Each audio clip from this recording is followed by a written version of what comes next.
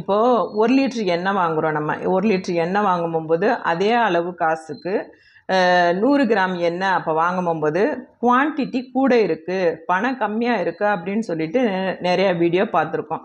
அதே போல் 1 லிட்டர் ஷாம்புக்கும் ரூ. 1 2 ஷாம்புக்கும் வாங்கும்போது இந்த ரூ. 1 2 ஷாம்பு தான் நம்மளுக்கு பெனிஃபிட் இருக்குது. இது விலையும் ஜாஸ்தி, குவான்டிட்டியும் நம்மளுக்கு கம்மியாக இருக்க பாட்டிலில் வாங்குறது, டப்பாவில் வாங்குறது அப்படின்னு சொல்லிட்டு நம்ம நிறையா வீடியோக்கள் பார்த்துருக்கோம்.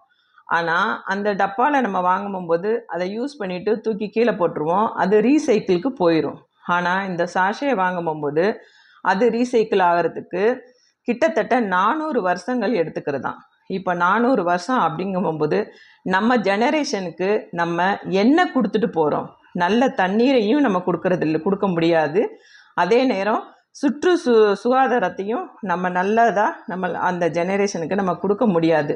நம்ம என்ன தான் இந்த ஜெனரேஷனுக்கு விட்டு போவோம், அதையாவது யோசிப்போமா?